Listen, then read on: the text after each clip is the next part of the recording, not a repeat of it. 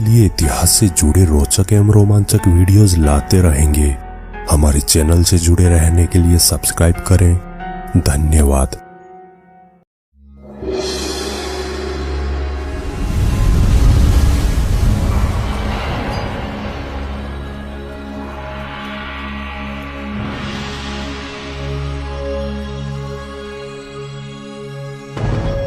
परमार, प्रमर, पवार, पुआर, पोवार, भोयर ऐसे अनेक अपभ्रंश अलग अलग जगह एवं समय पर इन नामों से परमार वंशीय जाने जाते हैं। परमार क्षत्रियों के कुल 36 राजघरानों में सबसे प्राचीन एवं प्रसिद्ध हुए हैं। इतिहासकारों के अनुसार आज से करीब 2500 साल पहले ऋषि वशिष्ठ ने माउंट आबू पर यज्ञ का आयोजन किया था। संजीवनी मंत्र का अखंड जाप किया। उन्हीं कुंड की ज्वालाओं से 4 क्षत्रिय वंशों की उत्पत्ति हुई, जो परमार, चौहान, परिहार एवं सोलंकी थे। परमार कुल को आंचलगढ़ किला सौंपा गया था। प्राचीन काल के राजपूताना ने परमार के 9 किलों पर राज करने का इतिहासकारों ने वर्णन किया है, जिसमें आबू नंदोर, उमरकोट, अरोर, लोदोरवा आदि का उल्लेख है। इस कड़ी में उज्जैन के राजा विक्रमादित्य का नाम अग्रणी है। इस महान राजा विक्रमादित्य ने विक्रम संवत नामक काल गणना शुरू की थी, जो आज भी उपयोग में लाते हैं। ईस्वी सन 800 तक उज्जैन पर परिहारों का राज था। बंगाल के पाला और दक्खन के राष्ट्रकूट राजाओं के बार बार हमलों के कारण परिहार परेशान हो गए थे और इसलिए परिहार उज्जैन छोड़ कन्नौज की ओर बढ़े। मौका पाते ही आबू के राजा उपेंद्र पवार ने उज्जैन पर अपना अधिकार जमाया और इस तरह पवार राजाओं ने ईस्वी सन 800 से लेकर ईस्वी सन 1305 तक मालवा पे राज किया। और इन्हीं पवार राजाओं में सबसे अधिक प्रसिद्ध राजा जो हुए वे थे राजा भोज। राजा भोज का जन्म माघ शुक्ल यानी वसंत पंचमी में ईस्वी सन 980 में उज्जैन के परमार राजवंश में हुआ। उनके पिता का नाम सिंधु राजदेव तथा माता महारानी सावित्री देवी थी। उज्जैन धार के परमार के कुल 24 राजाओं में से वे 9वें राजा हुए और सबसे ज्यादा प्रसिद्ध हुए। राजा भोज का राजकाल ईस्वी सन 1000 से ईस्वी सन 1055 तक रहा। उन्होंने अपनी राजधानी उज्जैन से धार में स्थानांतरित की थी।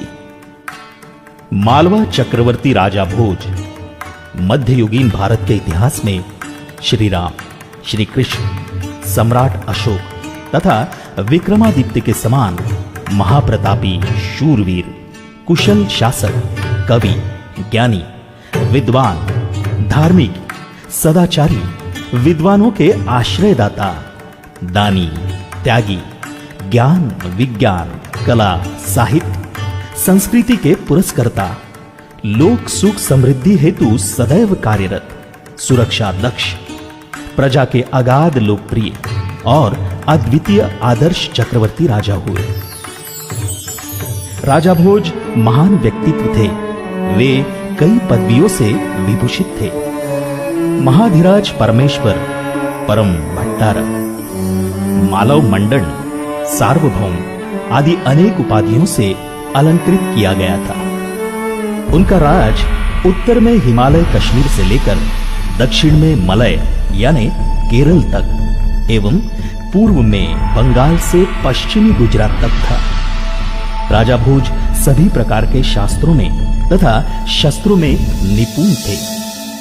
उन्होंने संस्कृत और प्राकृत भाषा में 84 ग्रंथ लिखे, जिसमें काव्य, चंपू कथा, कोश, व्याकरण नीति, काव्य शास्त्र, धर्मशास्त्र, वास्तुशास्त्र, ज्योतिष, आयुर्वेद, अश्वशास्त्र, पशु विज्ञान, तंत्र, दर्शन, पूजा पद्धति, यंत्र विज्ञान आदि पर अद्भुत ग्रंथ है।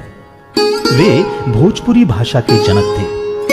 8 वर्ष की आयु में राजा भोज ने मात्र एक रात में चंपू रामायण की रचना कर समस्त विद्वानों को चकित कर दिया था।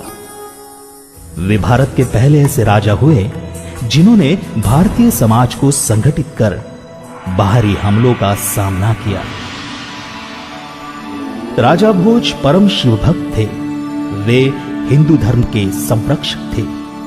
उन्होंने सोमनाथ, केदारनाथ, रामेश्वर, भोजपुर, समिधेश्वर आदि मंदिरों का नवनिर्माण कर धर्मपीठों को सशक्त बनाया।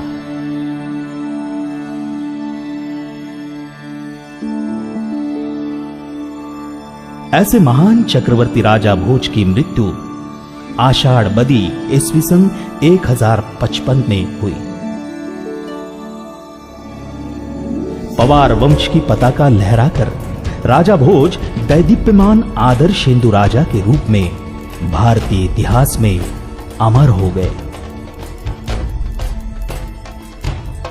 इतिहासकारों के अनुसार मूल रूप से ईस्वी सन 1104 से 1105 में जब धार पर नरवर्मन देव पवार का राज था, तब उन्होंने अपने छोटे भाई लक्ष्मण देव पवार को रामटेक के करीब नगरधन, जो उस समय नंदीवर्धन किला था, वहां राज्य संभालने के लिए भेजा था।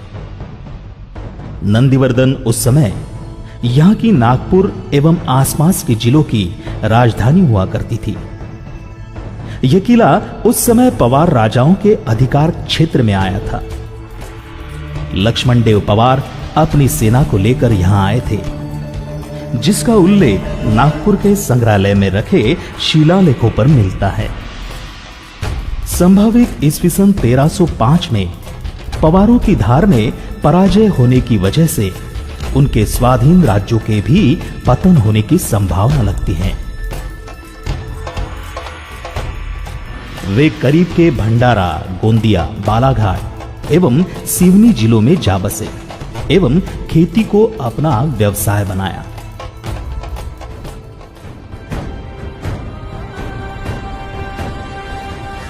ईस्वी सन 1296 में अलाउद्दीन खिलजी दिल्ली का सुल्तान बना।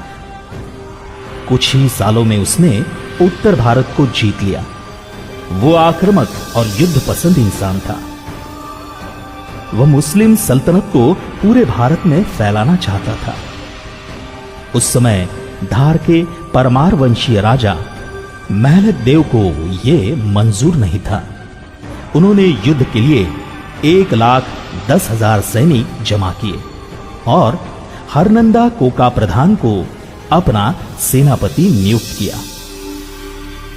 ईस्वी सन 1305 में अलाउद्दीन खिलजी ने अपने सेनापति एन उल मुल्क मुल्तानी को 1,60,000 सैनिकों के साथ धार पर हमला करने के लिए भेजा। सेनापति एन उल मुल्क ने रात के समय घात लगाकर हमला बोल दिया। राजा महलत देव एवं सेनापति हरनंदा कोका प्रधान दोनों ही वीर गति को प्राप्त हुए। पवारों ने अपने कुल और धन की रक्षा की खातिर नर्मदा घाटी की ओर कदम बढ़ाया। इन्हीं पवार सैनिक एवं सरदारों ने आगे चलकर खेती को अपना व्यवसाय बनाया और छिंदवाड़ा, बैतूल, वर्धा एवं नागपुर जिलों में जा बसे।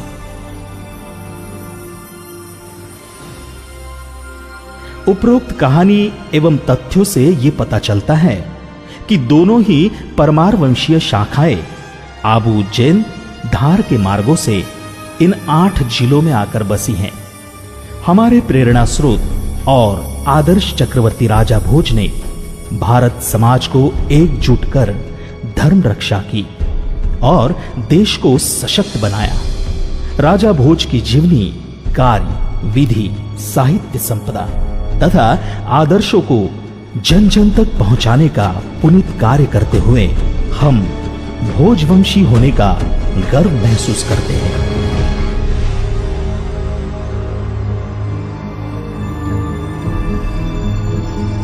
चैनल से जुड़े रहने के लिए सब्सक्राइब करें। धन्यवाद।